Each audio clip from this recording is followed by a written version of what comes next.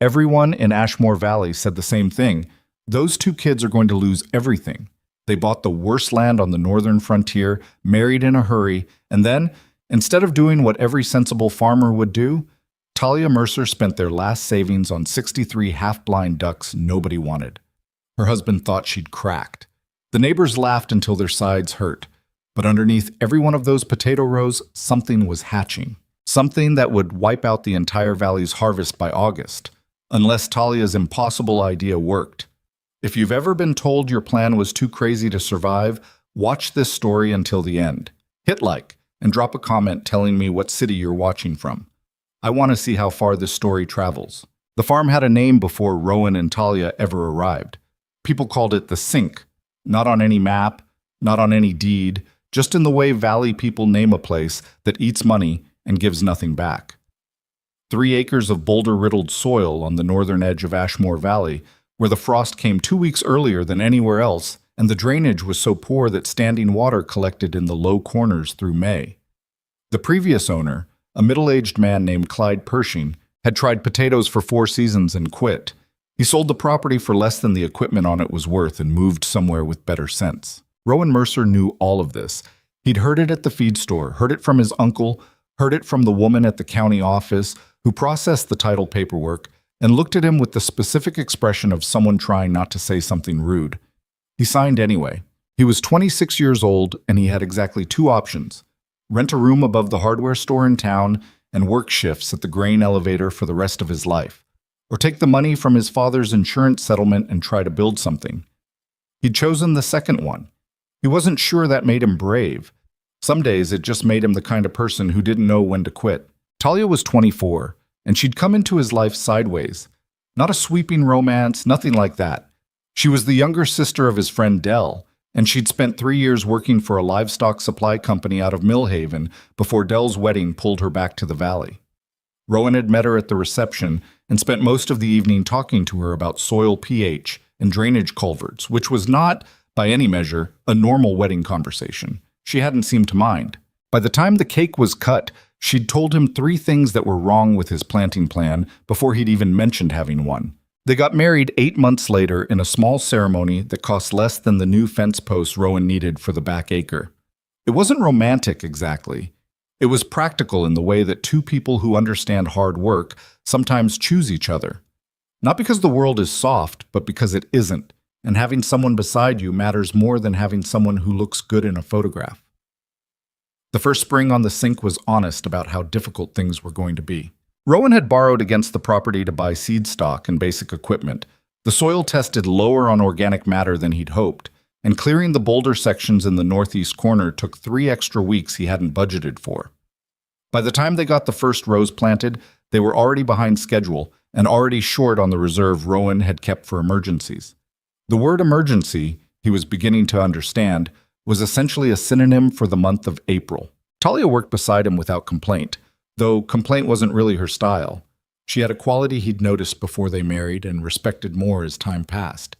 She observed things before she spoke about them. She'd stand at the edge of a field in the morning, just looking before she said anything at all. Sometimes what she said was wrong, but she always had a reason. It was on one of those mornings in early June that she found the eggs. She'd been checking the eastern rows, crouching down between the mounded soil to look at the new growth, and she'd turned over a clod of earth near the base of a young plant and seen them, pale, clustered, smaller than a match head. She didn't panic. She pulled out the worn pocket notebook she kept in her jacket and sketched the shape of them, noted the location, and then walked methodically through the next 40 feet of row doing the same thing. By the time she got back to where Rowan was working the irrigation line, she'd counted what she estimated to be several thousand eggs across a 100-foot stretch. "Colorado potato beetle," she said, "but a lot of them. More than I've seen." Rowan straightened up. He was sweaty and tired, and his lower back had been bothering him since Tuesday. "How many?" "Enough that if they hatch and we don't have a response plan, we lose the field." She said it the same way she'd say the weather was going to turn. Factual, flat, like she was reading a number off a gauge. "And if they're here, they're probably across the whole valley. The wind's been out of the south for 2 weeks." He looked at the rows behind her. Everything looked fine from where he stood. Healthy green growth, nothing visibly wrong. That was the problem with eggs. They didn't look like anything until they became everything. Pesticide? We can't afford enough to cover the whole field, and even if we could, the runoff risk on this drainage situation. She didn't finish the sentence. She didn't have to. The culvert on the north end was already borderline, and a heavy pesticide application followed by rain would put them in violation of the watershed restrictions the county had tightened last year. The fine alone would finish them. Rowan pressed his hands against his thighs and looked out at the valley. Across the road, and a quarter-mile south, he could see the green geometry of Silas Granger's fields, clean, organized, 10 times the acreage of anything Rowan owned. Granger had farmed Ashmore Valley for 30 years. He had equipment, storage, a crew of 4 seasonals, and the kind of reputation that came from outlasting everyone who ever doubted him. He'd looked at Rowan's property once, from the road, and said without being asked that the soil on the northern edge wasn't worth the diesel it took to work it. Rowan didn't say anything about Granger. He pulled off his cap and turned it in his hands. "So what do we do?" Talia had her notebook open. She didn't answer right away. She'd been thinking about it since she'd found the eggs, actually. That was how her brain worked. She'd already been running through options while she was still crouching in the dirt sketching, already weighing what they had against what they needed. And she'd come back to something she'd seen 3 days ago, about 4 miles up the county road. The Harwick operation had gone under in March. Earl Harwick had run a mixed farm, some grain, some vegetables, and an unusual side operation, a flock of Indian runner ducks he'd kept for pest management and egg production. When the bank called in the loan, everything went with it. The grain got auctioned. The equipment sold in 2 hours. But the ducks? 63 of them, a genetically unusual line that ran heavy toward near blindness due to decades of inbreeding on Earl's part. Nobody wanted. There'd been a notice in the Millhaven Courier that the birds were available for next to nothing, or they'd be put down by the end of the month. Talia had read the notice and moved on at the time. Now she was thinking about it differently. Indian runner ducks were ground foragers. They didn't swim much. They walked, upright and purposeful, nosing through soil and low vegetation for insects. They ate beetles, larvae, eggs, if they could find them. Earl Harwick had used them in his vegetable rows for years, though without much system behind it, just letting them roam and hoping for the best. But Talia had been thinking about what would happen if you didn't just let them roam. What if you gave them a path? Potato rows were roughly 2 feet wide. A narrow corridor of woven willow, staked low to the ground, could funnel the birds down a specific row, force them to walk the length of it, nose to the soil, hunting. The near blindness that made the ducks nearly worthless for egg production would become an advantage in that context. Close to the ground, moving slowly, those birds would be working by smell and touch, not sight. They'd miss nothing at ground level. She explained it to Rowan standing at the irrigation line. He listened without interrupting, which was something she'd always liked about him. When she finished, he was quiet for a moment. The sun was high and the heat was starting to build, and somewhere across the valley a tractor engine coughed to life. "You want to build little duck hallways," he said. "Willow branch corridors." "Yes." "Down every row." "Not every row. Rotate them. 3 rows at a time, move the flock through, then shift to the next section." He thought about it. The willow was free. There was a stand of it down by the creek that nobody was using. The stakes would cost something. Time would cost more. And the ducks? How much for the birds? Earl's estate is asking $40 for the whole flock, which means they'll take $25. Rowan did the math in his head. $25 for 63 ducks was less than 50 cents a bird. It was probably the cheapest livestock purchase in the history of Ashmore Valley. "And you think it'll work?" "I think it could work," she said, which was different. "I think we don't have a better option." He stood there for another moment. He could already hear what people would say. He could already picture the look on Granger's face. "All right," he said, "go get the ducks." She came back the next afternoon with 63 Indian runner ducks loaded in 4 wooden crates in the bed of their truck. And she also came back with a receipt for $18 because she'd been right about the negotiation. Rowan was waiting in the yard. He watched her pull in, watched the truck settle under the weight of all those crates, and then watched as she got out and opened the tailgate. The ducks they moved with the particular uncertain quality of animals that genuinely could not see well. They had the upright posture of the Indian runner breed, necks long and heads tilted, but they walked into each other, walked into the crate walls, tilted their heads at angles that suggested they were working hard to compensate for what their eyes weren't providing. "These are the ones," Rowan said. It wasn't really a question.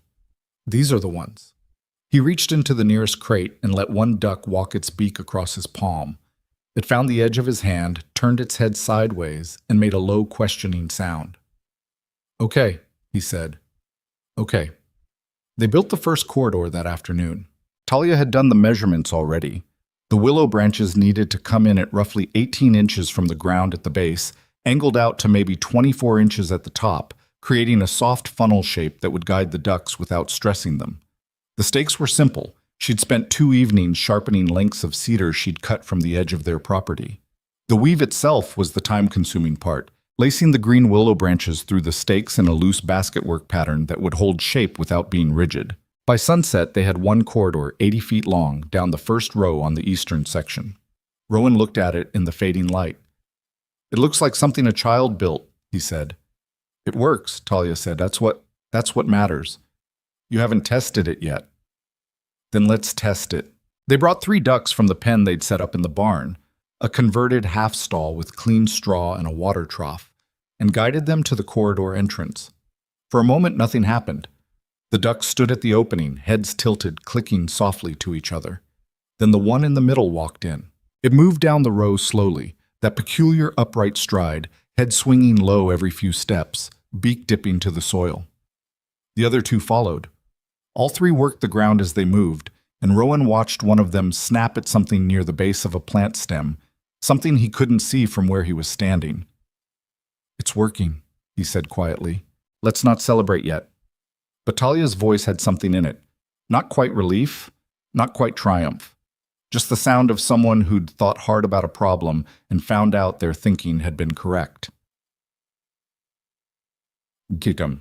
The news traveled the way news traveled in a small agricultural valley, at the feed store, at the gas station, over fence lines, through the particular telephone network of farm spouses who knew everything before anyone admitted it. Within a week, everyone in Ashmore Valley knew that the young couple at the sink had bought Earl Harwick's blind ducks and were running them through willow mazes in their potato field. The response was not kind. Rowan heard it first from Marcus Webb, who ran the farm supply store in town and who delivered this information with a face struggling to stay neutral. "People are saying you've lost the plot." "What people?" "Most of them." Marcus set a box of fence staples on the counter. "Granger was in here Monday, said you're playing house instead of farming." Rowan took the staples. "Granger's welcome to come watch. He also said—" Marcus paused. "He said the ducks look malnourished, that it might be a welfare situation." Rowan went still. Marcus kept his eyes on the counter. "I'm just telling you what's going around." It wasn't true. Talia had put the ducks on a supplemental grain ration from day one, not because they needed it while the pest population was high. They were eating well off the beetles in the rows, but because she was careful that way, always calculating for the variable she hadn't accounted for yet. The ducks were thin when they'd arrived, but after 3 weeks they were filling out. Anyone who looked at them honestly could see it. But Silas Granger wasn't looking honestly. Silas Granger was looking with the particular focus of a man who'd decided something before he started looking. He was 54 years old, built wide and solid, with a farmer's hands and a politician's instinct for how information moved through a small community. His family had been in Ashmore Valley for 3 generations. He wasn't a cruel man exactly. Rowan had thought about this and decided cruelty wasn't the right word. He was the kind of man who had succeeded by doing things a certain way and had come to believe that his way was the right way by definition. New ideas were, to Silas Granger, primarily a form of arrogance. Young people with strange plans were primarily a form of disorder. The welfare rumor was enough. 2 other farmers repeated it. One of them, a man named Phil Bauer, said it loud enough at the grain elevator that 3 people heard it, and one of them mentioned it to Talia directly. She came home that evening quieter than usual. Rowan was at the kitchen table with the account book, running numbers he didn't like. He looked up when she came in. "I heard," he said. She took off her jacket and hung it on the hook by the door. Her boots had mud on them to the ankle. "I know the birds are fine," she said. "I know you know. I just—" She stopped, sat down across from him, pressed her palms flat on the table and looked at them for a moment. "I'm not going to let him make this about the animals. The animals are fine. They're better than fine. They're doing what I thought they'd do, and the rows they've been through look different already. You can see the difference." "I know. So why does it bother me this much?" Rowan closed the account book. "Because it's not fair, and you know it's not fair, and you can't fix it by being right." She looked at him for a second. "No," she said. "I guess I can't." Outside, across the potato field, the willow corridors stood in the long evening light, pale and temporary looking, while 63 near-blind ducks moved through the rows in their quiet, purposeful way, eating everything that was trying to destroy the harvest. The corridors took 3 full weeks to build across the entire active field. Talia designed them in sections. She had a hand-drawn map, pencil on the back of a seed catalog, with the field divided into 7 working zones, and the flock rotation marked out in a schedule that accounted for both pest density and recovery time. She was up before sunrise most mornings. She came in after dark most nights. Her hands were rough from the willow work. She went through a pair of gloves every 6 days. Rowan helped with the construction when he wasn't managing the irrigation or handling the endless list of other things a 3-acre operation demanded. He was not, he would have freely admitted, the one with the plan here. His job was to make the plan possible, to fix what broke, to haul what needed hauling, to keep the secondary systems from failing while the primary one absorbed all the attention. He also talked to the ducks more than he expected to. It started practically. Talia used a specific whistle pattern to call the flock, 2 short notes and a long one, and Rowan had learned it because it was faster than herding 63 birds by hand. But somewhere in the 3rd week he'd started talking to them while he guided them, not full sentences, just commentary, the kind of low-voice narration that came out when a person was doing physical work alone. He told them about the account book. He told them the rain was coming Thursday, and he wasn't sure if that was good or bad. He told the one he'd started calling Patch, she had an unusual dark marking over one eye, that she was eating more than her share, and he respected that about her. Talia caught him once. She didn't say anything, she just had a certain look. "They're better when you talk to them," he said without a great deal of conviction. "Are they? The rows they've done this week are cleaner than the ones from before." She thought about it. Maybe. By the end of June, the eastern section showed a measurable difference. Rowan had gone through those rows on his hands and knees before the ducks started, noting egg clusters, logging their density per square foot in the account book. He went through again after 2 passes with the flock, and the reduction was significant enough that he checked his numbers twice, because he didn't want to be wrong about something he wanted to be right about. He brought the notebook to Talia at dinner. She looked at the numbers for a long time. "It's working," she said. "Better than expected." "Don't say that." She pushed the notebook back across the table. "When you say better than expected, you stop watching for what could still go wrong." He pulled the notebook back. "You're not going to let me be happy about this for 5 minutes, are you?" "You can be happy. Just stay careful." But she was almost smiling. Outside, a night bird called from the creek. The ducks were in their barn stall, settled for the night, the specific low sound of their sleeping moving through the walls.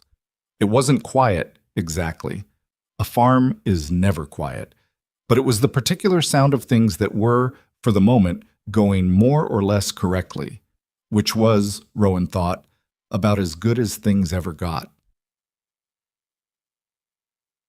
But it was the first week of July when Silas Granger came in person. Rowan saw him from the field, the big green pickup slowing on the county road, then turning in at the gate as if Granger had simply decided the gate was an invitation and Rowan's driveway was something he had the right to use. He pulled up 20 feet from where Rowan was working a section of fencing and got out without hurrying, the way a man gets out of a truck when he's used to people waiting for him. He was bigger up close than he looked from a distance, wide-shouldered, with a face that had spent decades in wind and sun and looked like it. "Mercer," he said. "Mr. Granger." Rowan set his fence pliers down and straightened up. Granger looked at the field. He looked at the willow corridors running between the rows, At the section where 3 ducks were moving through their rotation, at the hand-painted signs Talia had put at the zone boundaries to keep track of the schedule. He looked at all of it the way a man looks at something he's already decided is wrong. "I heard about your system," Granger said. "I imagine you have. I want to be straight with you." Granger turned to look at him directly, not unkindly, with the expression of someone delivering information they've decided the other person needs. "I've been farming this valley longer than you've been alive. What you're doing here," he gestured at the field, "it's not sustainable. Beetles don't care about ducks. When the pressure builds in July, you're going to get overwhelmed, and those birds aren't going to save you." Rowan looked at him. Okay. Granger seemed slightly thrown by the absence of argument. "I hear what you're saying." Rowan picked up the fence pliers. "I don't agree with it, but I hear it." Granger's jaw tightened a little. "I'm also going to be honest with you about the welfare situation. People are watching how you're treating those animals, and if there's a reason to bring the county in, somebody will." "The ducks are healthy," Rowan said. "Anyone who wants to come look at them is welcome. I'm just telling you what I know." "You're telling me what you've decided." Rowan met his eyes. "There's a difference." Something shifted in Granger's expression. Not anger, quite. Something more like surprise that there was pushback at all. He looked at the field again. One of the ducks near the corridor entrance had stopped and was working its beak at the base of a plant stem, head tilted completely sideways, deeply committed to something in the soil. "Your wife's idea," Granger said. "Talia's idea, yes." Granger nodded once, slowly, as if this confirmed something he'd already thought. He got back in the truck without saying anything else and pulled out of the driveway and turned onto the county road. Rowan watched him go.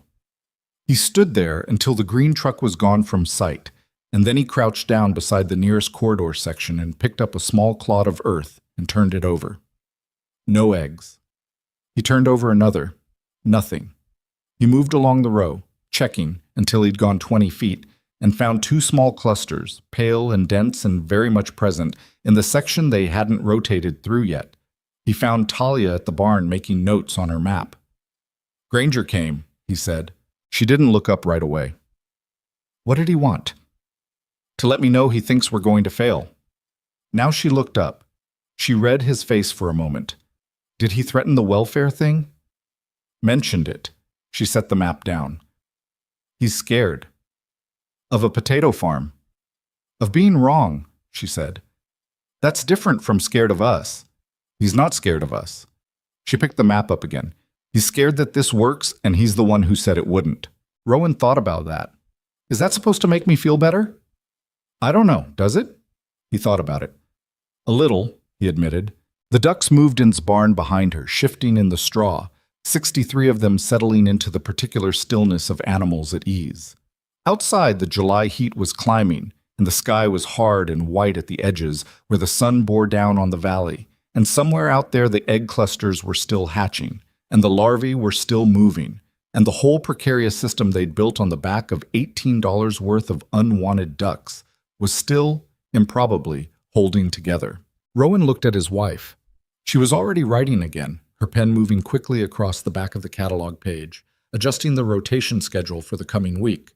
Her hair was tied back roughly, and there was a smear of willow bark on her left forearm, and she was completely, utterly focused on the problem in front of her. He thought about how he'd spent the first year after his father died feeling like he didn't know where to put himself in the world.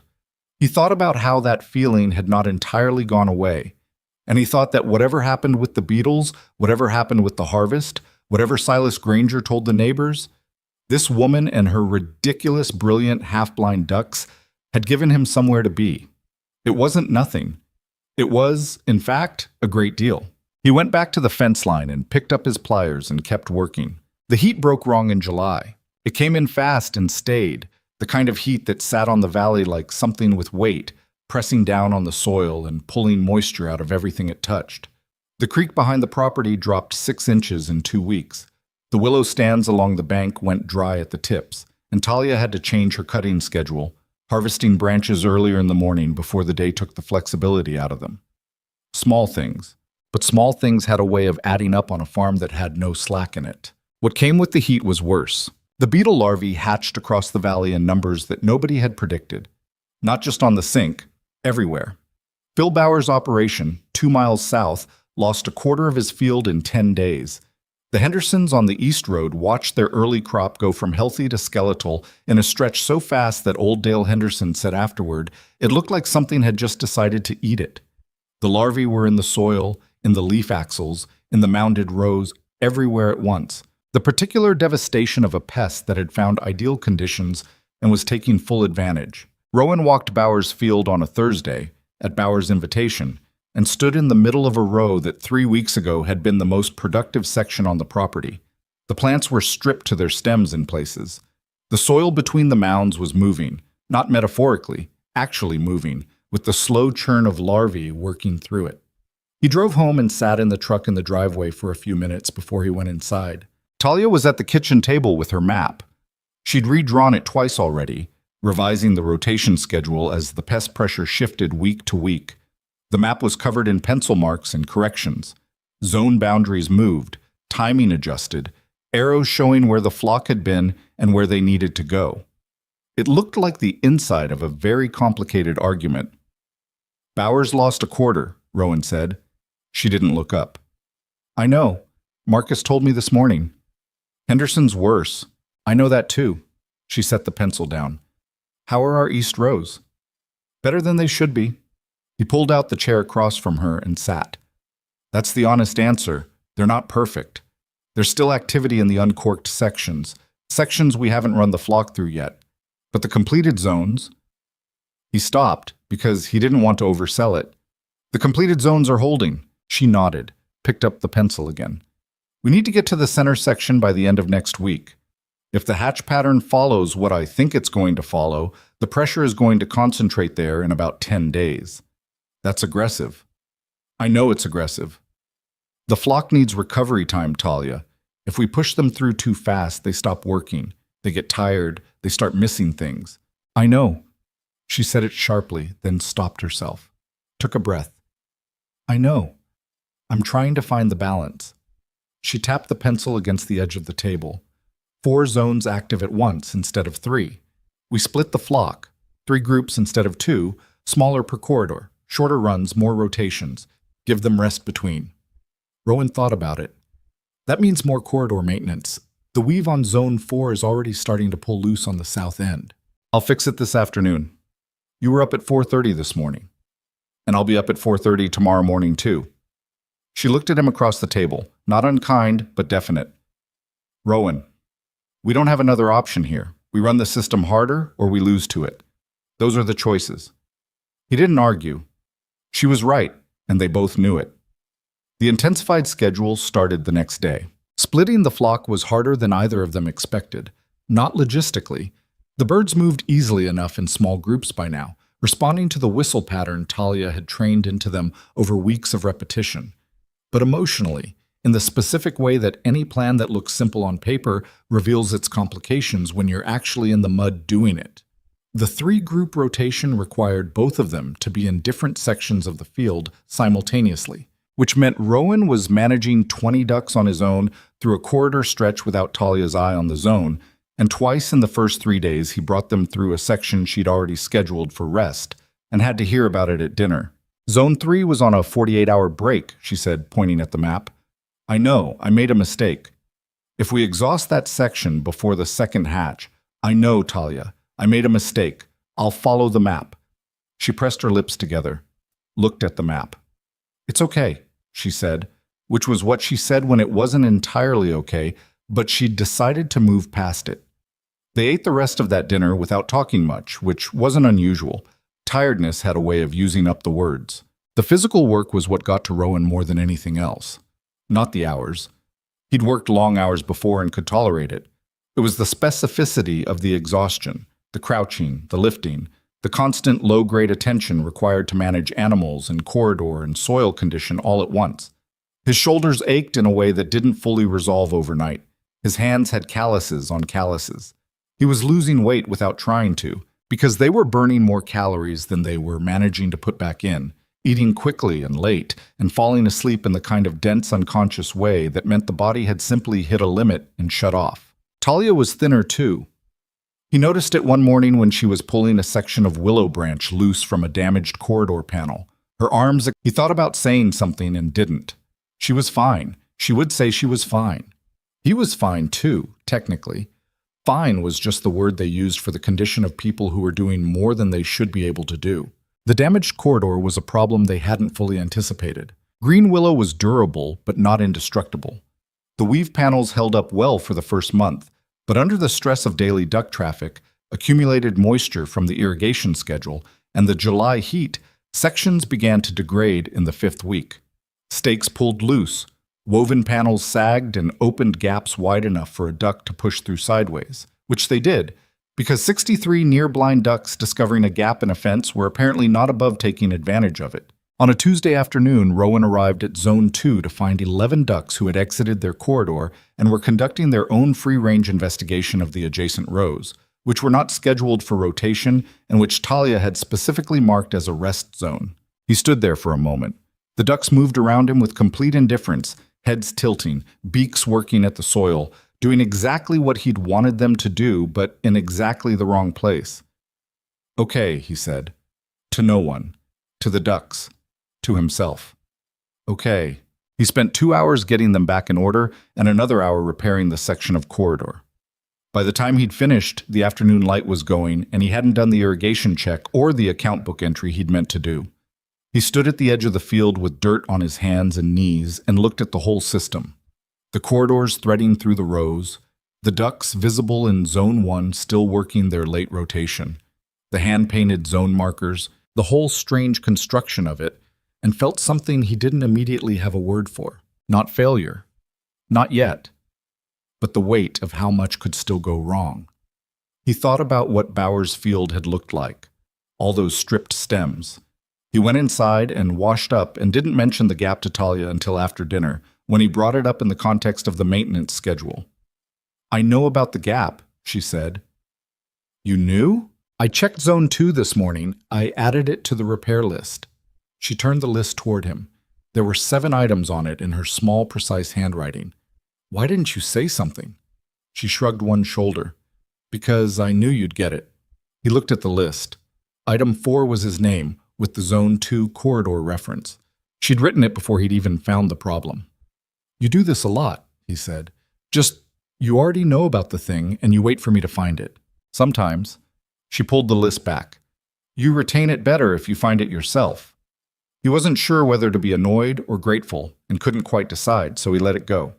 The rumor situation worsened in the 3rd week of July. It came through Marcus again, because Marcus was the kind of man who felt that honesty required him to pass along information whether or not the recipient wanted it. He pulled Rowan aside at the supply store on a Wednesday and said that Silas Granger had been talking at the Millhaven Cooperative meeting, in front of 12 farmers and 2 bank representatives, about the welfare situation on the sink. He'd used the word neglect. He'd said he'd seen the animals from the road, and they didn't look right, and that someone ought to file a formal complaint before the season ended. Rowan drove home with the bag of steaks in the truck bed and the information sitting in his chest like something with an edge. He didn't tell Talia right away. He told her that evening, after they'd finished the late rotation and locked the birds in for the night, sitting on the porch in the last of the day's heat with 2 cups of bad coffee. She listened without interrupting. When he finished, she was quiet for a moment. "He said neglect," she said. "That's what Marcus said, in front of bank people." "Yes." She turned the coffee cup in both hands. Didn't drink from it. "Our loan review is in September," she said. Rowan had thought about that too. "I know." "If someone files a formal complaint before the review..." She stopped, started again. "I'm not saying it would change anything. I'm saying it doesn't help." "No. He's doing it because the system is working," she said. She said it quietly, without heat. "The rest of the valley is getting hammered, and our field is holding, and he can see that from the road, probably. So he's..." She shook her head. "He's finding a different angle." "What do we do?" She thought about it. "We invite someone out here," she said, "before he can file anything.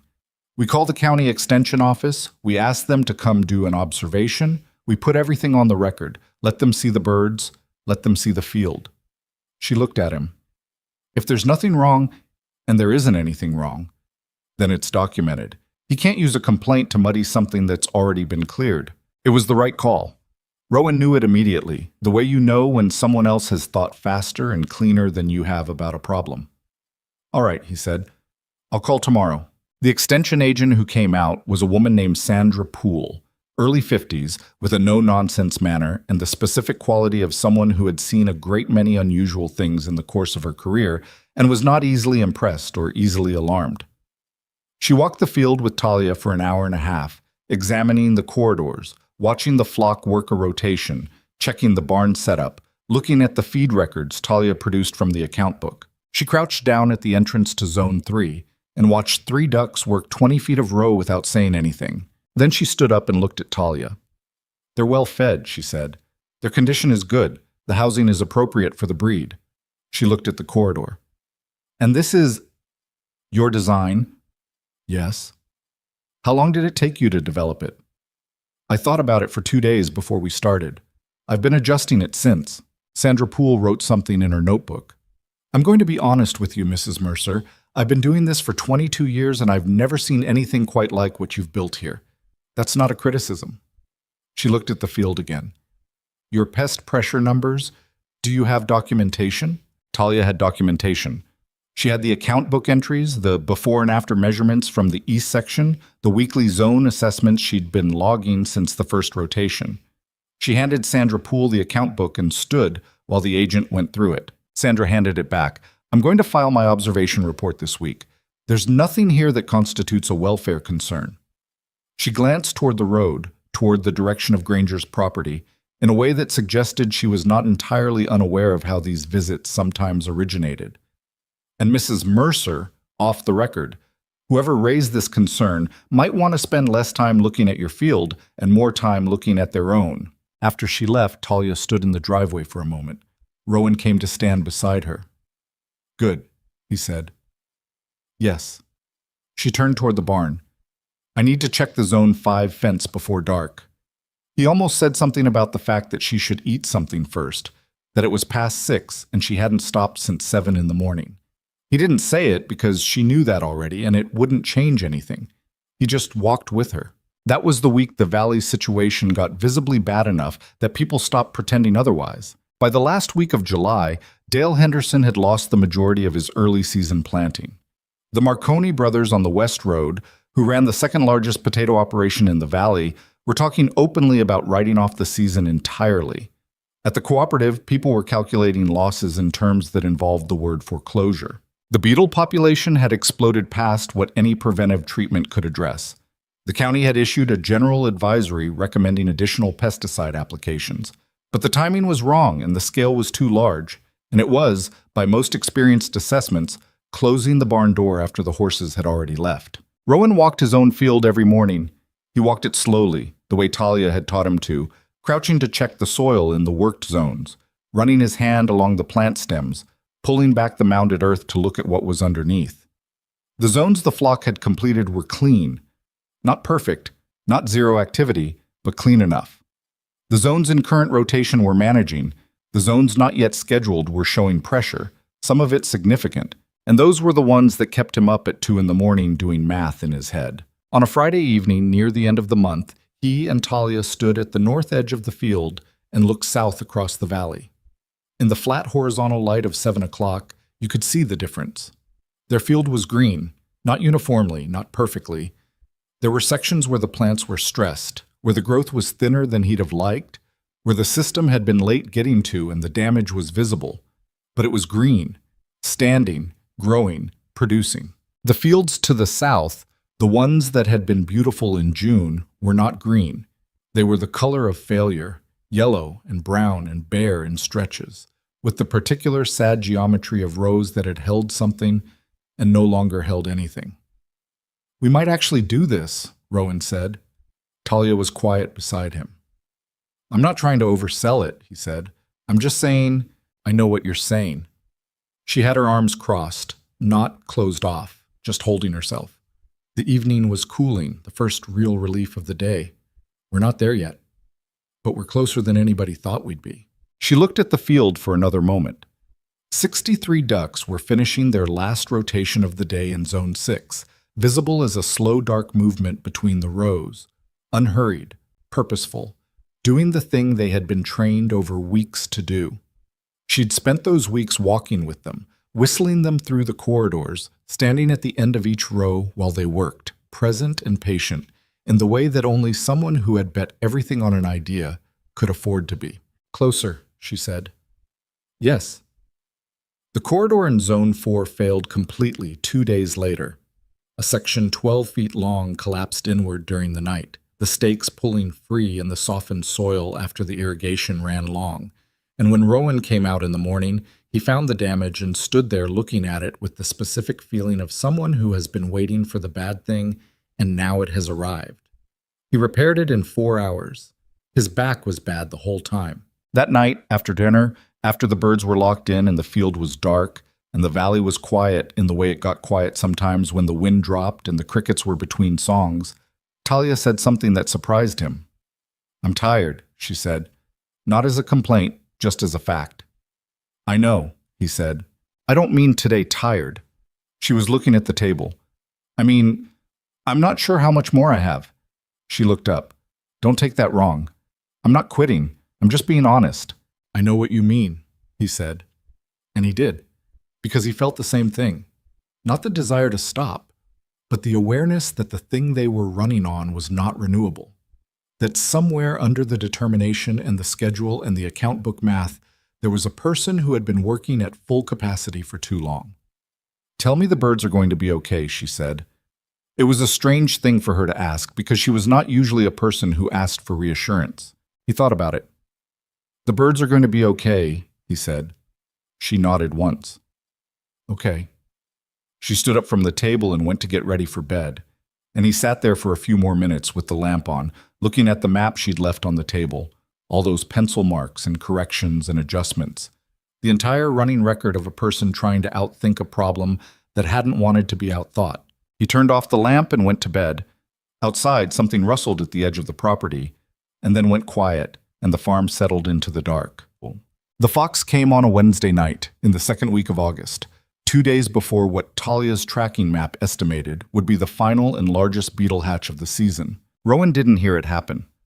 That was the part that stayed with him afterward, that he'd been 30 feet away sleeping while the whole thing came apart. The fox had found a gap in the barn's side panel, an old repair that had held through spring and most of summer, but had apparently decided that August was a reasonable time to give up. It got in some time after midnight.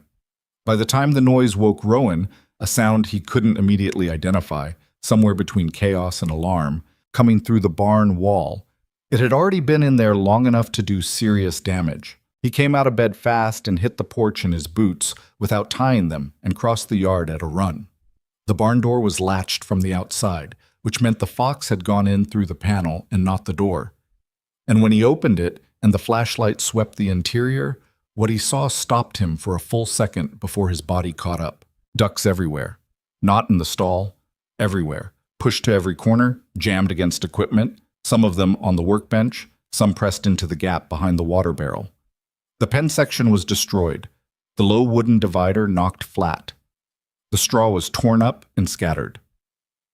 In the far corner, the fox, young, maybe half-grown, no bigger than a large cat, looked at him from behind a fallen bucket with an expression that was mostly terror and a little defiance. He got the fox out through the side panel it had come in by. It didn't take long. The animal was more frightened than he was by that point and went out fast. He stood in the barn doorway and looked at the ducks. Talia appeared beside him. She'd pulled on her jacket over her nightshirt and her hair was loose, and she had the look of someone who has gone from deep sleep to full alert in under a minute. She didn't say anything. She just looked. "They're alive," Rowan said. "All of them, I think. I don't see—" He moved the flashlight. "I don't see any injuries." "The panel's been compromised since June," she said. Her voice was flat in the way it got when she was controlling something. "I kept meaning to fix it." "So did I." She walked into the barn and started moving through the ducks slowly, checking each one, running her hands along wing joints and bodies, tilting heads into the flashlight. The ducks were agitated, a continuous, unsettled sound, nothing like their usual sleeping quiet, and some of them moved away from her hands, but they let her check.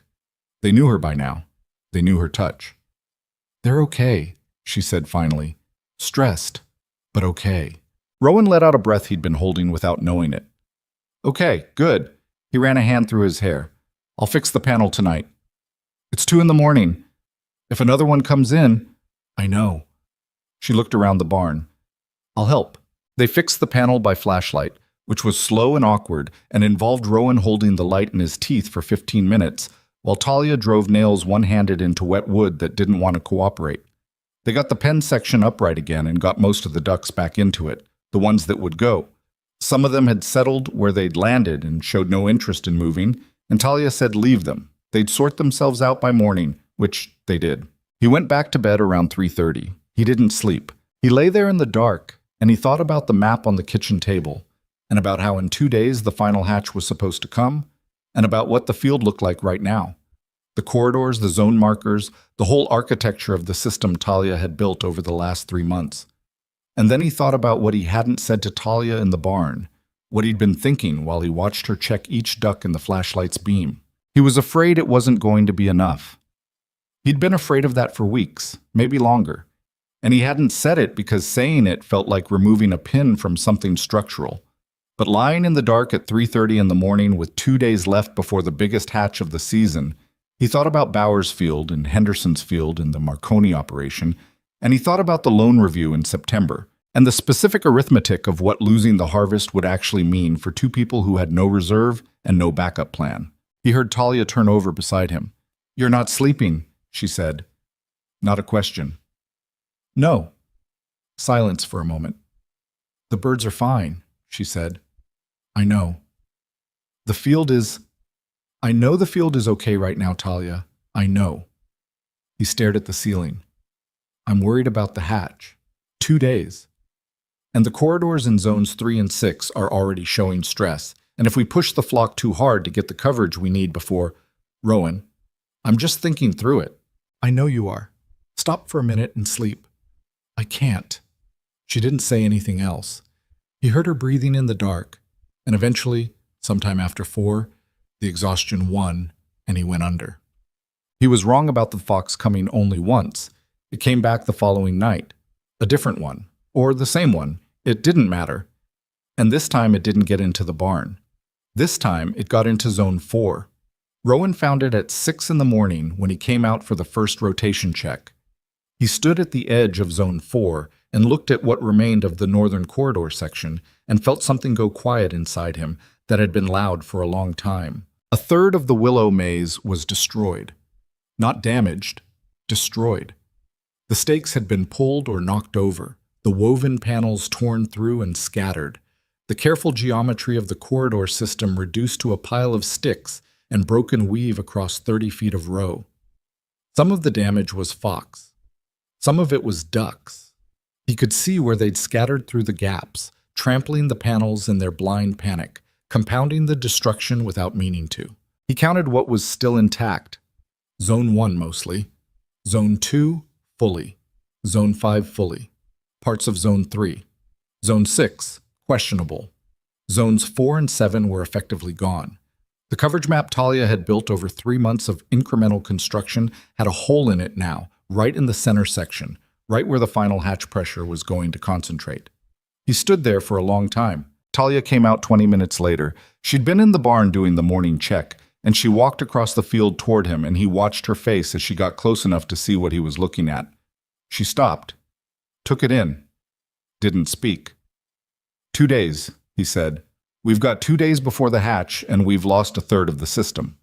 She crouched down at the edge of the destruction and picked up a section of broken willow panel, looked at it, set it down. We can't rebuild it in time, Rowan said. Not to the standard it needs to be to hold the flock. Even if we started right now and worked until dark today and tomorrow, I know. So what do we do? She didn't answer right away.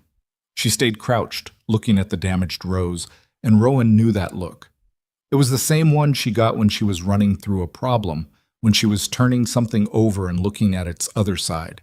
He'd seen it over the account book and over the seed catalog map and over the schedule revisions she'd done 6 times. He'd learned to wait it out. He waited. The morning light was coming in flat and low over the eastern ridge. The kind of light that made everything look simultaneously clear and a little harsh, and the valley below heat came up. Somewhere in Zone 2, he could hear ducks moving in the corridor. The early group, the ones Talia had released before she came out here, still working, still doing what they'd been trained to do. Talia stood up. "We don't need the maze," she said. He looked at her. "We haven't needed it for weeks," she said, and her voice had something in it he hadn't heard before. Not excitement, not relief, but the specific quality of someone who has just seen something clearly that was there the whole time. "I've been thinking about it wrong.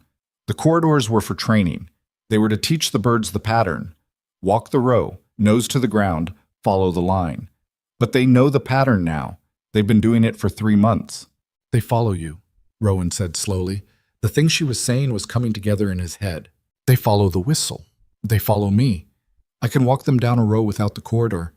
I've been doing it in the damaged sections already, without thinking about it as a system. When the weave pulls loose, I just walk ahead of them and they follow." She looked at the destroyed section. "We don't rebuild.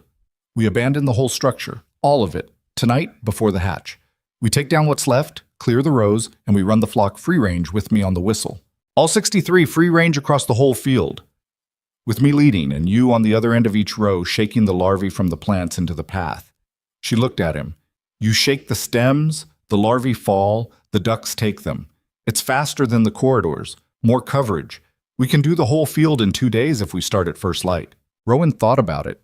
He thought about 63 near-blind ducks moving through open rows with nothing to guide them but a whistle and a woman walking ahead of them in the dirt. He thought about everything that could go wrong. Scattering, missing sections, ducks that decided today was the day they didn't feel like cooperating. He also thought about Zone 4, and about the loan review, and about Bowers Field. "If it doesn't work," he started. "If it doesn't work, we lose what we were already going to lose," Talia said. "The corridors are gone. Standing here arguing about it doesn't change that." She picked up the broken panel again and held it for a moment, then dropped it. "This was always the plan underneath the plan. I just didn't know it until now." He didn't have a better argument than that. "Okay," he said. "Okay. Tonight we take down the rest. Tomorrow morning we start." What? They spent that evening dismantling what remained of the willow system. It was strange work, pulling down something they'd built with that much effort, carrying the stakes and panels to the edge of the property and stacking them, clearing the row ends of debris so the ducks would have clean passage. There was something that felt like loss in it, even though it was the right call. Talia worked without sentiment, pulling stakes and coiling the leftover willow lengths and setting them aside with the methodical efficiency she brought to everything. But Rowan caught her pausing once, holding a section of panels she'd woven herself on a June evening that felt like a different year, looking at it without expression. "You all right?" he said. "Fine." She set it on the pile. "Just 3 months." "I know." She dusted her hands against her jeans and kept going. He kept going too. By full dark, the field was clear. It looked bigger without the corridors, more exposed, more ordinary. Just rows, just mounded soil, just potato plants reaching up in the late August heat. Rowan walked the length of it in the dark with a flashlight, checking the row ends, making sure the debris was clear and the soil was undisturbed enough for the ducks to move freely. He did the whole field, all 3 acres, which took longer than he expected and left him at the far north end in the dark with the flashlight dimming and the field behind him. He stood there for a moment. The valley was quiet. The lights of other farms were visible to the south and east, distant, ordinary, the specific loneliness of seeing other people's ordinary lives from far away when your own is anything but. Bowers' place was dark. Henderson's was lit in a way that suggested someone was awake, which could mean anything on a farm at this hour. He walked back to the house. They were in the field before the sun cleared the ridge. Talia went to the barn first and brought the flock out in a group, all 63, stumbling and tilting in the early light, climbing over each other at the barn door with the specific ungainliness of animals that have never learned to do anything gracefully. She walked them to the north end of the field and stood at the head of the first row and gave 3 notes on the whistle. The ducks sorted themselves. Not perfectly, not the way a trained dog would. There was jostling and crowding, and 2 of them walked the wrong direction for a few steps before correcting, but they sorted. They found the row. They started moving. Rowan was at the south end, positioned at the base of the first row's plants, and he reached in and shook the stem the way Talia had described. Not hard, not rough, just enough to disturb whatever was sitting on the leaves or in the axils. He shook 3 plants in quick succession and looked down at what fell. Larvae. More than he'd expected, even now. Small, pale, moving in the disturbed soil. The lead duck was already on them. He watched it happen. The duck's head dropping, the quick sideways snap, once, twice, then 3 more birds crowding in behind, all of them nose down in the row, competing for what he'd dislodged. They moved through fast, faster than the corridor system had allowed because there was no structure to slow them, just open row and momentum. Talia was already halfway down the row ahead of them, whistling them forward. They worked like that all morning, row by row, Rowan shaking stems on the south end, Talia walking the north end and calling the flock through with the whistle. The ducks moved in a loose, urgent mass, flowing from row to row as Talia shifted, responding to the sound in the way they'd learned over 3 months of corridor training. The whistle meant follow, meant food, meant keep moving. In the open field, without the narrowing effect of the corridors, they spread wider, covered more ground, worked faster. By mid-morning, Rowan's back was screaming from the crouching and his right hand was raw from the stem shaking, and he'd lost count of how many rows they'd done. He straightened up at the end of a row and looked at the flock moving ahead of Talia into the next section and felt something shift in his chest. Not hope exactly, not yet, but something adjacent to it. Patch was near the front. He could spot her by the dark marking, the one he'd named her for back in June, when she was a thin, uncertain bird in a borrowed crate. She was not thin now. She moved through the row with a confidence that came from repetition, and something that looked almost in the specific delusion of a tired man watching a duck, like purpose. "Move up," Talia called from the far end. "They're pulling ahead." He moved up. The heat came on hard by noon. They didn't stop. Talia gave the ducks water at a trough. They moved along the field edge, which took 15 minutes, and then she got them moving again. Rowan ate half a sandwich standing up at the field edge and didn't taste it. The afternoon was worse, not because the work was harder, but because the tiredness compounded, the way it did when you'd been going at full effort for half a day and the other half was still in front of you. Rowan found himself making small errors, shaking the wrong plant, losing his position in the row, once crouching down and then having to hold the crouch for 30 seconds because his legs told him they were reconsidering. He pushed through it because there wasn't a choice. They lost 3 ducks to distraction around 2 o'clock. 3 of them decided that the field edge was more interesting than the row they were supposed to be working and wandered into the unplanted border section. Talia saw it before Rowan did and moved to intercept, and 2 of the 3 came back to the whistle. The third, one of the bigger males, a bird Rowan had privately thought of as consistently uncooperative, sat down in the border grass and refused to move for 10 minutes. Talia stood over it. "Come on," she said. The duck looked at a point somewhere to the left of her, the way near-blind animals always looked, slightly off from where you actually were. "I know you're tired," she said. "I'm tired too. Get up." Rowan, 20 feet away, said nothing. The duck got up. Whether it was the tone of her voice or simple chance, it stood, tilted its head, and walked back to the row. "Did you just talk a duck out of a sit-down strike?" Rowan said. "Shut up and shake the stems," Talia said. He shook the stems. By the time the light started going in the early evening, they had covered 2/3 of the field. It was more than Rowan had thought they could do. He stood at the row end and did the math, what remained against what the flock had processed, and the number was tight, genuinely tight, but possible if tomorrow went as well as today had. He looked at Talia. She was walking the last ducks of the evening rotation back toward the barn, the flock moving in a loose stream ahead of her, and she was limping slightly. She'd turned her ankle on a furrow around 3 o'clock and hadn't said anything about it, just kept moving. He'd watched her compensate all afternoon without mentioning it, and she hadn't mentioned it either. He walked over and fell in beside her. "How's the ankle?" he said. "It's fine. You've been favoring it since 3. "I know. It's fine." She paused. "It hurts, but it's functional." He didn't say anything more about it. They walked the ducks to the barn and locked them in and stood outside in the cooling evening air. The field was dark behind them now, and the valley below was going quiet. Somewhere to the south, a light was on in one of the other farmhouses. 2/3, he said. That's better than I thought. We need to start before sunrise tomorrow, she said. Earlier than today. We need the full day. I'll set the alarm. She nodded, stood there for a moment, not moving toward the house. He looked at her. We're going to make it, he said. He hadn't planned to say it. It just came out. She turned to look at him, and in the last of the evening light, her face did something he hadn't seen in a long time. The set jaw and the careful expression she wore most of the time loosened just for a second. Not a smile. Something more complicated than a smile. The look of someone who has been holding something very tightly for a very long time and has just allowed themselves, briefly, to consider the possibility of putting it down. Maybe, she said. Ask me tomorrow night. They went inside. He set the alarm for 4:15. The house was quiet except for the sounds a house makes when it's been lived in hard, the tick of cooling metal, the particular silence of a place where two people are just barely keeping everything together. He was asleep before he finished the thought he'd started.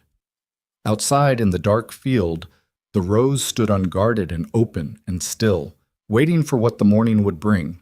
The alarm went off at 4:15 and Rowan was already awake. He'd been lying there for 20 minutes, not anxious exactly, just present in that particular pre-dawn way where the mind runs through the day's work before the body has fully committed to being alive. He went through the field in his head, the remaining third, the rows they hadn't covered, the sections where the larvae pressure had been highest in his last check. He counted the hours of daylight against what he estimated they needed, and the math came out close enough to workable that he got up without the usual argument with himself about 5 more minutes. Talia was already in the kitchen.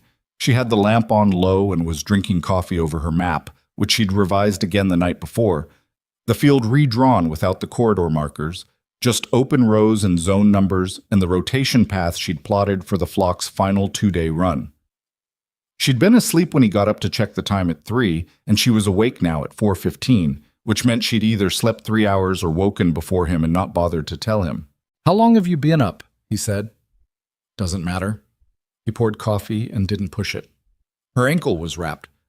She'd done it herself with the elastic bandage from the first aid kit, a neat job that said she'd been thinking about it before she did it. She was favoring it less than yesterday, which was either because it was genuinely better or because she'd decided to stop letting it show. They were in the field before the sky had color. The ducks came out of the barn in the gray pre-light, that same loose stumbling mass, and Talia walked them to the north end start position in the dark and gave the whistle. The sound cut clear through the quiet morning air. The flock settled into its pattern, not instantly, never instantly, always that 30-second period of shuffling and tilting and apparent confusion before the collective decision kicked in. And they were moving. Rowan was already at the south end of the first remaining row. They worked in near silence for the first 2 hours, the only sounds the whistle and the ducks and the soft percussion of stems being shaken. The light came up slowly, and with it the heat, earlier than yesterday and heavier. By 7 o'clock it was already uncomfortable. By 8 it was the kind of hot that made every movement cost a little more than it should. The larvae were worse in the remaining section. He'd known they would be. These were the rows that had been waiting, the ones they hadn't gotten to in the corridor system before the fox destroyed it, and 3 months of egg hatching and larval development had done what it does when nothing is there to stop it. He shook the first stem in the first row, and what fell to the soil made him press his mouth together and say nothing. He looked up at Talia. She'd seen it too. She was 20 feet ahead, and she didn't stop moving, just adjusted the whistle pattern. Shorter intervals, tighter call, keeping the flock concentrated rather than letting them spread wide. They crowded into the row in response, and the front ducks hit the larvae cluster, and the row became briefly very loud with the sound of 63 ducks competing for the same patch of soil. It's worse up here too, she called back. I know, keep going. They kept going. The middle section took 3 hours. 3 hours for 8 rows, which was slower than they needed because the density of what the ducks were finding required multiple passes. Rowan would shake the stems, the flock would work through, and then Talia would bring them back for a second pass while Rowan moved to the next row, and the math of it kept threatening to outpace the daylight available. He didn't say this out loud. She knew it as well as he did. Around 10 in the morning, Marcus Webb's truck appeared on the county road. Rowan saw it from the far end of the field, the truck slowing, then stopping on the road shoulder. Marcus got out and stood at the fence line looking at the field, not approaching, just watching. Rowan was too far away to read his expression. He shook 2 more stems and moved up the row. 20 minutes later, 2 more vehicles had pulled over on the road. He noticed them the way you notice things when you're working hard at something else, peripherally, without full attention. A blue pickup he didn't immediately recognize. A sedan that belonged to one of the Marconi brothers, he thought, though he wasn't sure which one. Both parked on the shoulder. People standing at the fence. He didn't stop. He shook stems and moved up the row and let Talia handle the flock and tried not to think about who was watching or why. By noon, there were 7 vehicles on the road. Talia had seen them. She hadn't said anything about it either, just kept the flock moving with the same focused attention she'd had since 4:30 in the morning. But during the water break, when they walked the ducks to the trough at the field edge, she glanced toward the road and then back at the field without expression. "They're watching," Rowan said. "I know. Bauer's truck is one of them. I saw." He handed her the water bottle she'd left on the fence post. "Does it bother you?" She drank, handed it back. "I don't have room for it to bother me right now." She capped the bottle. "They can watch. Come on. The ducks are drifting." 3 of the flock had wandered toward the fence line, drawn perhaps by the unusual gathering on the other side of it, turning their tilted heads toward the line of parked vehicles with the particular expression of near-blind animals trying to process something by sound and smell instead of sight. Talia whistled them back. They came. The final rows were the hardest, not because the larvae were worse there, though they were, but because by early afternoon the cumulative weight of 2 days at this intensity had reached the point where each individual task, crouching, shaking, moving, repositioning, required a separate decision to execute. Rowan's right hand had a blister on the palm that had opened and was raw. His lower back had stopped sending specific messages and had moved to a general broadcast of complaint that he'd learned to filter out. His boots were wet from the irrigation-damp soil, and his socks had given up sometime around 11. He didn't say any of this. Neither did Talia. They just kept working. The flock was tiring, too. He could see it in the way they moved, slightly slower in the afternoon than the morning, the head tilting more frequent, the snapping less quick. But they didn't stop. 63 near-blind ducks, 3 months trained and 2 days into the hardest work they'd ever done, kept moving through the rows because the whistle told them to, and because Talia walked ahead of them, and because this was, at this point, simply what they did. Patch was still near the front. She had been near the front for 2 days, and Rowan had stopped being surprised by it. He'd noticed early on that she moved with slightly more directness than the others, that when the flock clustered and jostled for position at a larvae-rich spot, she pushed to where she needed to be with a quiet persistence that did not require speed or aggression, just consistent forward pressure. She ate well. She didn't waste motion. He thought, not for the first time, that if people moved through problems the way that particular duck moved through a row, life would probably go somewhat better for everyone. He shook the second-to-last row at 3:40 in the afternoon. He knew it was the second to last because he'd been counting since noon, keeping the number in his head, the way you keep a number in your head, when the number is the only thing tethering you to the belief that the work will eventually end. 1 more. After this one more. He moved to the last row. Talia brought the flock around from the east end and lined them at the row entrance and looked at him from 40 feet away. He looked back at her. Neither of them said anything for a moment. Then she gave the whistle and the ducks went in. He shook every stem in that final row. He shook each one with the same attention he'd given the first one, 2 days ago, in the gray pre-dawn. He worked from south to north, and the flock worked from north to south, and they met in the middle in a press of bodies and noise and soil, and then the ducks moved through to the south end, and Talia walked them out into the clear field edge, and the row was done, and the field was done. And Rowan straightened up at the north end and stood there, his back, his hand, his feet. He stood there anyway. On the county road, the line of vehicles had grown to 11. People were standing along the fence in groups, talking quietly among themselves, and some of them had been there long enough that they'd gone back to their trucks for water and come back again. He could see Marcus Webb. He could see Phil Bauer. He could see 2 of the Marconi brothers standing together with the specific posture of men who were looking at something they didn't quite know how to categorize. He could see Silas Granger. Granger was parked at the far end of the line, his green truck pulled onto the shoulder, and he was standing at the fence alone. Not talking to anyone, just standing and looking at the field. And his hands were in his jacket pockets and his face was doing something that Rowan couldn't fully read from this distance. Talia came across the field toward him, the flock trailing behind her in the loose, dispersed way they moved when the work was done, and there was no road to follow. She reached him and stopped. She was dirty and sweaty, and her braid had mostly come apart, and she was limping a little again, the ankle having apparently used up its willingness to cooperate for the day. She looked at the field. He looked at it too. It was not beautiful exactly. The rows were trampled in places. The soil was churned from 2 days of 63 pairs of feet working through it. The plants were not perfect. They never had been, not once in this whole season. But they were standing. They were whole.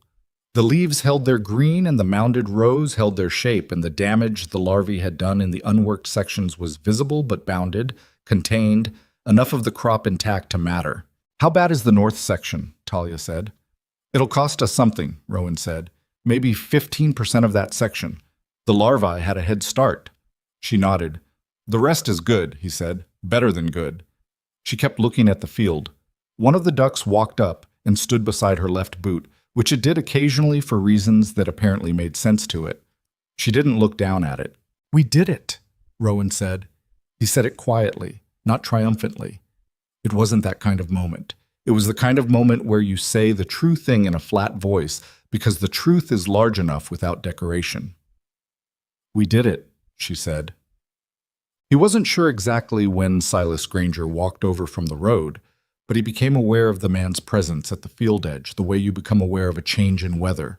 Not a single moment, but a gradual weight of attention that makes you turn and look. Granger was standing at the gap in the fence line where the farm road met the county road, and he was looking at the field the way he'd looked at it back in July, when he'd driven in uninvited and told Rowan it wouldn't work. Except it wasn't the same look at all. The July look had been the look of a man confirming a verdict he'd already delivered. This look was the look of a man standing in front of evidence he couldn't argue with and knowing it. Rowan walked over. Granger didn't say anything immediately. He looked at the rows.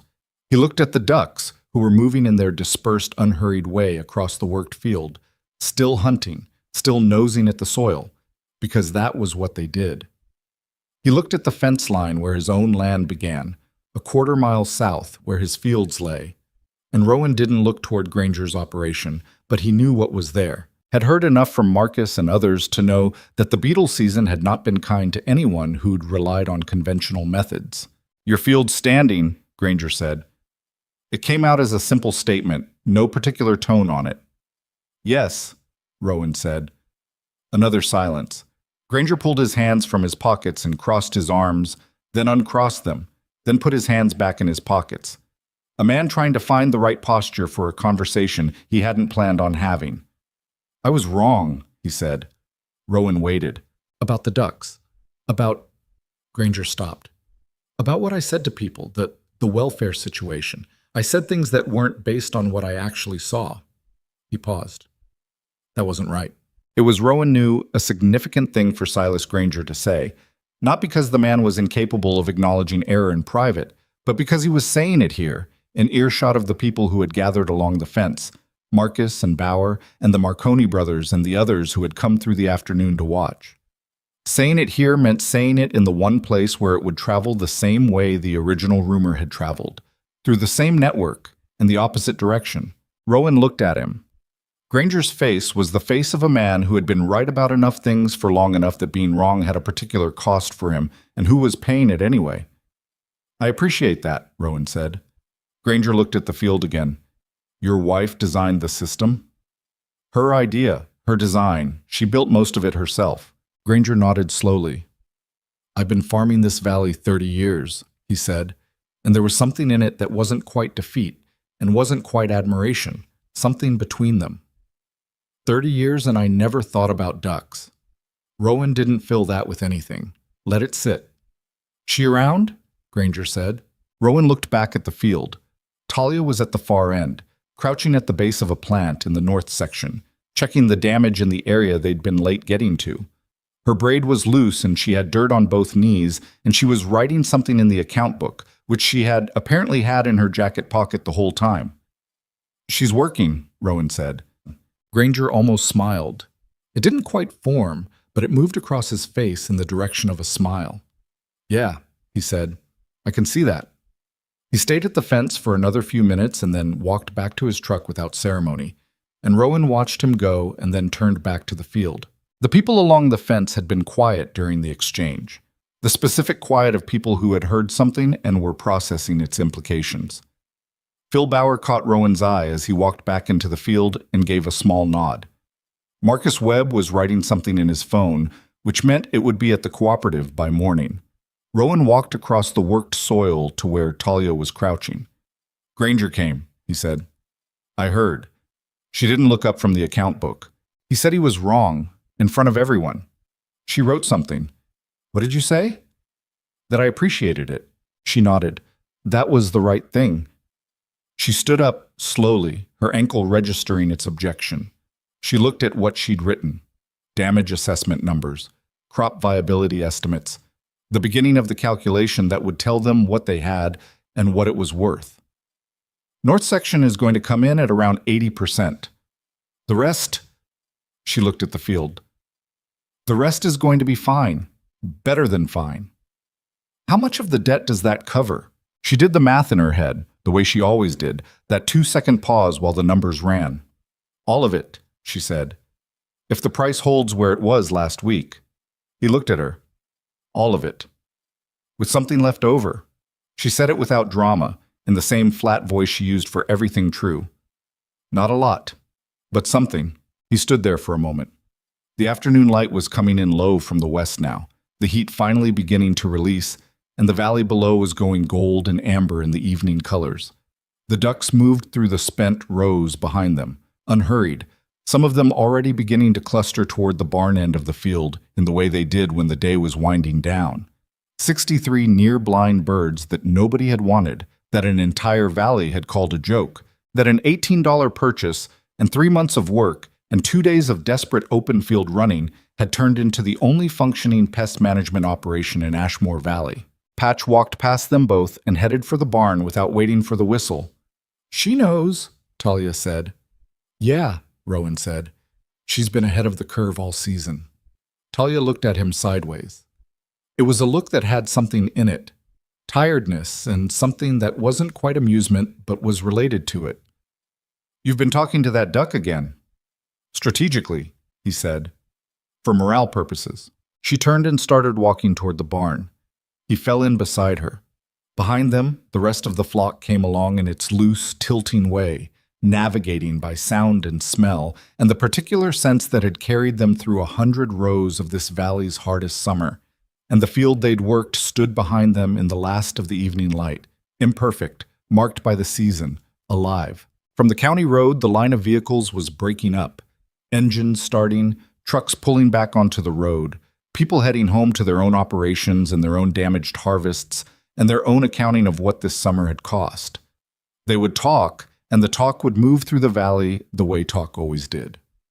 The story of the sink would be different in the morning than it had been this morning. Rowan knew it and didn't think too long about it, because there was still the barn to lock, and the ducks to settle, and the account book to finish, and dinner to make, and an ankle that needed ice, and a back that needed rest. The work wasn't done because the field was done. The work was the thing that kept going. But for the length of that walk, 50 feet from the last row to the barn door, in the late August evening, with the valley going quiet around them and 63 ducks at their heels, he let himself have it. The simple fact of it, the thing they had built and defended and almost lost and saved by abandoning and rebuilt in 2 days on nothing but a whistle and stubbornness. They had done it. He didn't say it again. He didn't have to. The harvest came in the last week of August, and it was not a perfect harvest. Rowan wanted to be clear about that afterward, when people started telling the story in ways that made it sound cleaner than it was. The north section came in at 78%, not the 80 Talia had estimated. The larvae damage in the rows they'd been late reaching had gone a little deeper than her field assessment had shown. 2 rows in the center section had root damage from the extended irrigation problems in July, unrelated to the Beetles entirely, just bad luck and wet soil at the wrong time. The yield per acre was lower than the regional average for a good season. It was, however, the only yield in Ashmore Valley that year. That was the number that mattered. That was the number that changed things. Every other potato operation in the valley, Granger's included, had taken losses ranging from severe to catastrophic. The beetle season had been the worst in 20 years by the County Extension Office's formal assessment, a document that Sandra Poole filed in September and that circulated through the farming community with the quiet devastation of an official confirmation of what everyone already knew. Bauer had lost 60% of his early crop. The Marconi brothers had written off their entire late planting. Henderson's operation, already stretched from previous years, was in a position that involved conversations with a bank that nobody in his family wanted to be having. Rowan and Talia's 3 acres were not enough to supply the valley. They weren't even close. But they were something where everything else was nothing, and in that gap, between something and nothing, the price of what they'd grown went to a place that neither of them had planned for. The first buyer came the Thursday after the harvest finished.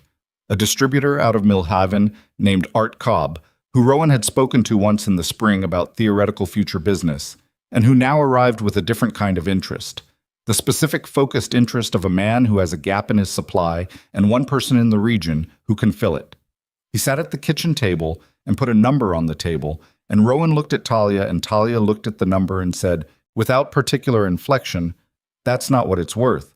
Cobb revised the number upward. They went back and forth for 40 minutes.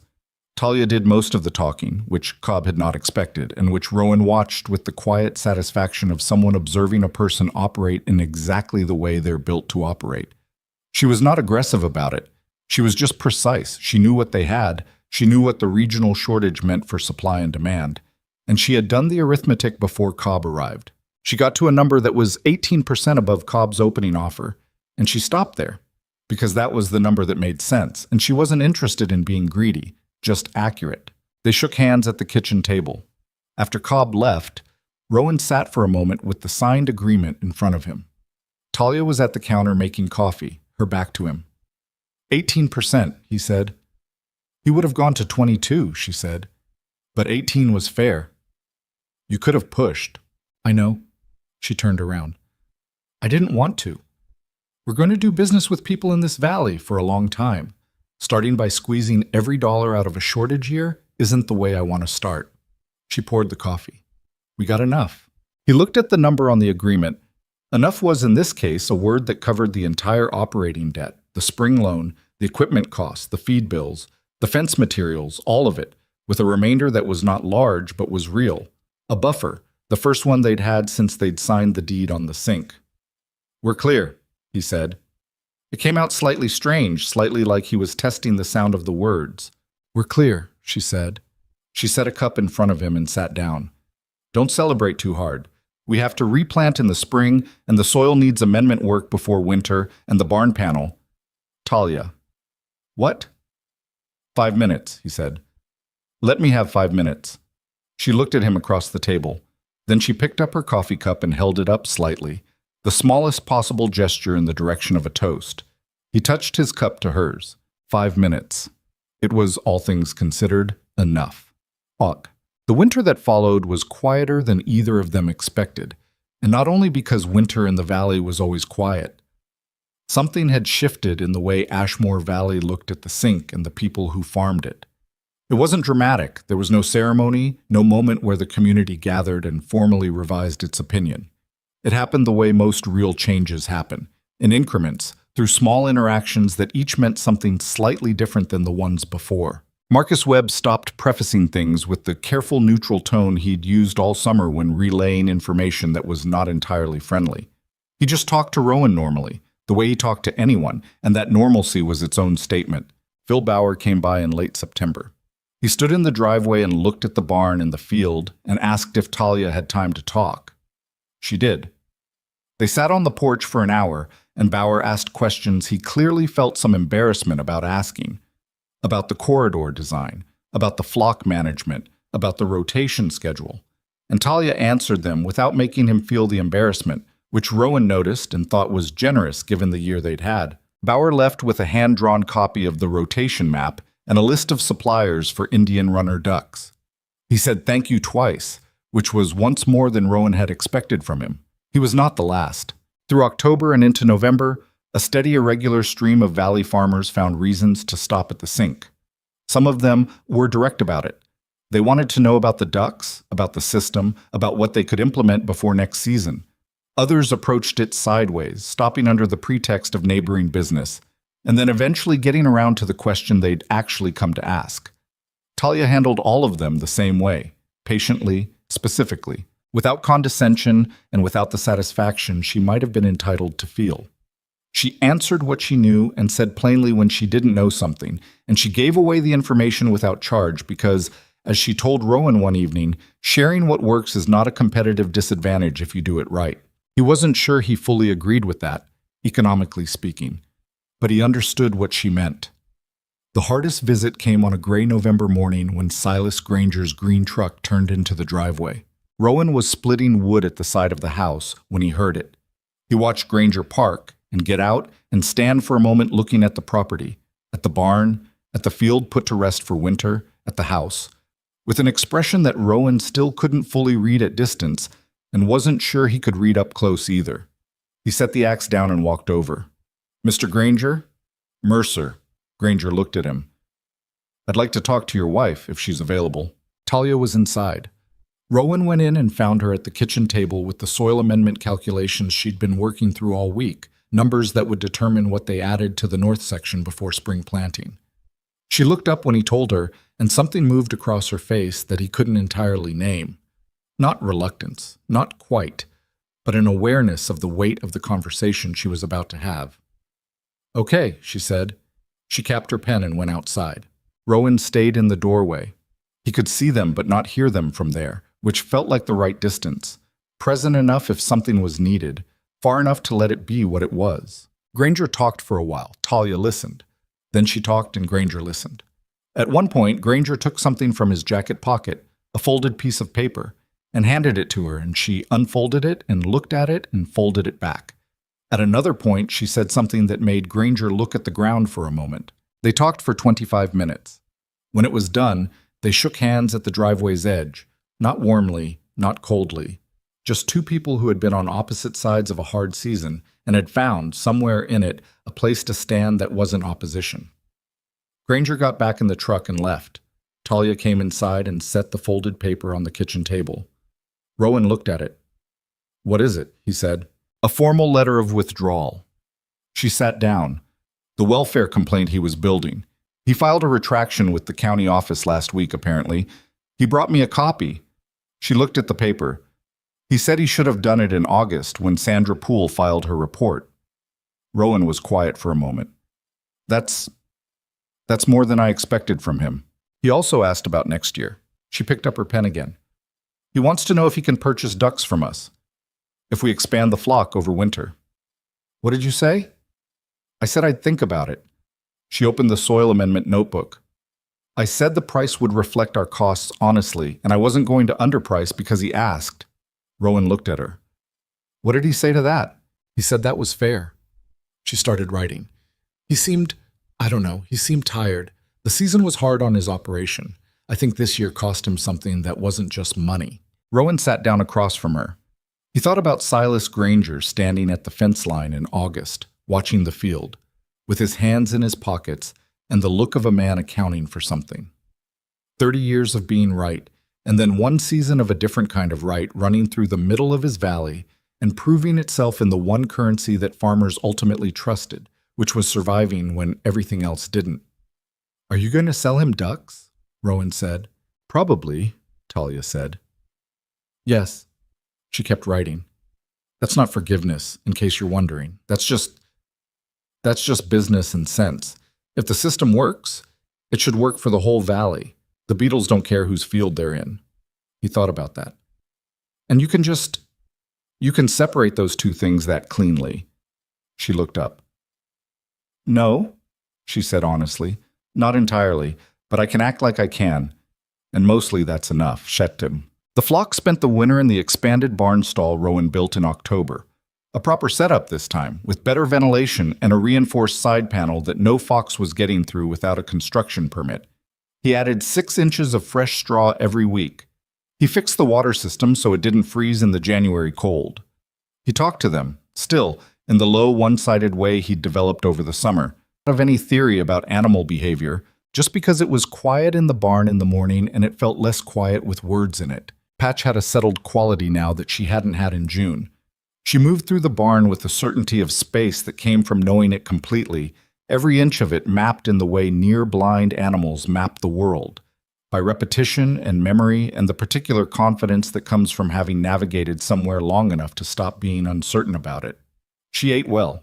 She bullied the smaller ducks away from the best corner of the straw, which was not admirable but was consistent with her general approach to life. Rowan had told Talia once, sometime in November, that he thought Patch was the reason the system had worked.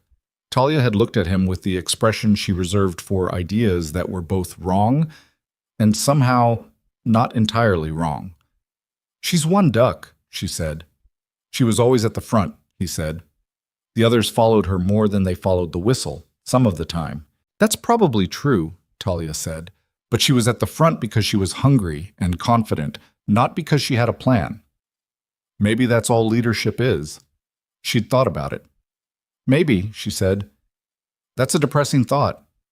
"Or a reassuring one," he said. "Depending." He thought about that conversation more than once over the winter. He thought about what the whole season had actually been, stripped of the narrative that was already forming around it in the valley. The story of the blind ducks and the willow corridors and the impossible harvest, which was becoming, in the retelling, somewhat more elegant than it had been in the living. The living had been exhaustion and doubt, and a fox in the barn at 2 a.m. and a back that still wasn't entirely right in December. The living had been Talia's ankle and the damaged zone 4, and the account book math at midnight, and the specific terror of standing in the last row of the last day and not knowing, even then, if it had been enough. The story people told was cleaner. He understood why. Clean stories were easier to carry.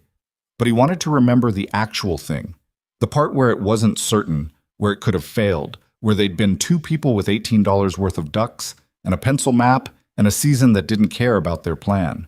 That version seemed more important to hold on to, not because suffering deserved commemoration, but because the actual version was the true one. And the true one was the one that could help somebody else, someday, who was standing in their own field with a bad option and an idea that everyone around them thought was a joke. By February, they had placed orders for 30 additional Indian runner ducks, 12 from a breeder in the next county, 18 from a cooperative that Sandra Poole had connected them with after she'd visited twice more in the fall, both times with questions about the system that were less inspection and more genuine curiosity. The new birds would arrive in April before planting, giving Talia time to begin the training cycle before the season made it urgent. She'd also been asked, through the cooperative, to present at the Regional Agricultural Extension meeting in March. She'd said no the first time the request came, and yes the second time, after Rowan pointed out that saying no was a form of the same pride that had kept other farmers from considering her system in the first place. She had not immediately appreciated that observation. "That's not the same thing at all," she said. "It's a little bit the same thing." "It isn't. You're protecting yourself from being wrong in public," he said. Which is exactly what, "Don't finish that sentence." He didn't finish it, but she sent the email saying yes. The presentation was 30 minutes on a Tuesday evening in the meeting room above the Millhaven Cooperative, and it was attended by 22 farmers, 2 bank representatives, Sandra Poole, and Silas Granger, who sat in the back row and did not ask questions, but whose presence was noted by everyone in the room and said more than a question would have. Talia was not a natural public speaker. She talked too fast at first, and her voice flattened when she was nervous, losing the animation it had in private conversation. But she knew the material. She had always known the material. And when she got to the part about the rotation schedule and started explaining the logic of the zone design, the room went quiet. In the specific way rooms go quiet when people are actually following what's being said. She showed them the account book numbers. She showed them the before and after pest density measurements from the east section. She explained the corridor design and then explained why it was ultimately unnecessary, why the training was the thing, why the corridors were scaffolding and not structure. A farmer named Ruth Adler from the east edge of the valley raised her hand. "What was the hardest part?" she asked. "Not technically, just what was actually the hardest part?" Talia paused. She looked at her notes, then back up. "Not knowing if it was going to work until it did," she said. "There's no version of this where you have certainty in advance. You do the thing you've thought through as carefully as you can, and you stay in it, and you try to adjust when it breaks, and you don't stop." She paused again. "And it will break. Parts of it will break. That's not a failure, that's just the season." The room was quiet for a moment after that. Rowan, sitting in the third row, looked at his wife at the front of the room, tired and precise and telling the truth without ornamentation, and thought about a June morning when she'd crouched in the dirt between two potato rows and turned over a clod of earth and found something that could have ended everything they'd built, and decided instead that it was the beginning of a solution. She had not known it would work. She had not had certainty or guarantee or proof. She had looked at what was in front of her and thought about it more carefully than anyone else was willing to, and then she had acted on what she'd thought. That was it. That was the whole of it. Not genius, not luck, just attention.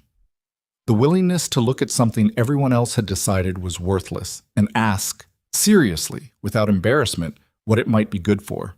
The willingness to be wrong in front of people and keep going anyway. The willingness to abandon the thing you built when the situation required something different, and to trust that what you'd learned in the building was more valuable than the structure itself. The sink was still the sink. The soil was still rocky on the northeast corner, and the drainage was still difficult, and the frost still came early. The farm was not transformed into something easy. It was just theirs, with all the complication that involved, and the work of it would continue for as long as they chose to do it. But in the barn, 63 near-blind ducks, soon to be 93, were settled in their straw, mapping their small, certain world by touch and sound and repetition. Patch was in her corner, eating more than her share as usual, planning nothing, needing nothing, moving through her days with the simple, directed confidence of a creature that had found its purpose and was using it. She did not know what she had been part of. She did not know about the loan, or the account book, or the line of trucks on the county road, or the presentation in the meeting room above the cooperative.